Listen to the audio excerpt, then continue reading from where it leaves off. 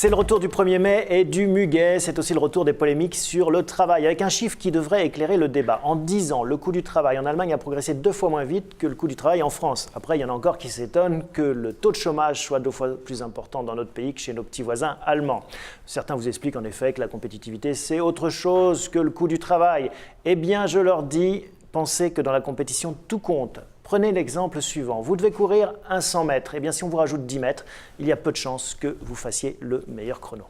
Il y a aussi la polémique sur le vrai travail entre ceux qui pensent qu'il faut laisser faire le marché du travail et ceux qui considèrent qu'il faut subventionner les travailleurs, leur donner plus d'avantages, voire interdire carrément les licenciements. Bah oui, ça serait tellement simple, on serait dans l'économie de oui-oui. Mais ça ne marche pas comme ça.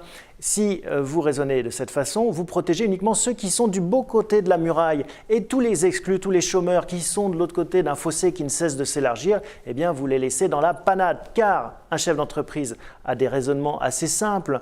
Plus il est facile de licencier, plus il prendra le risque d'embaucher, car son risque sera moindre.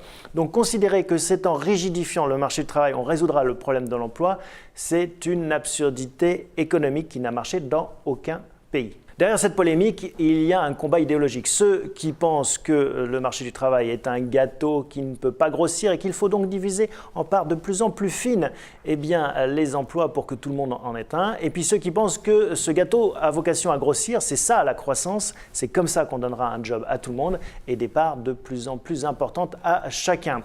Il faut que les syndicats surtout ne perdent pas de vue que c'est très bien de défendre les salariés, mais il faut aussi penser au-delà, aux chômeurs. Et pour permettre aux chômeurs de revenir dans le jeu, eh bien, ce n'est pas en rigidifiant le système, mais au contraire en le flexibilisant que tout le monde pourra avoir sa part du gâteau. En attendant, je vous souhaite un bon 1er mai.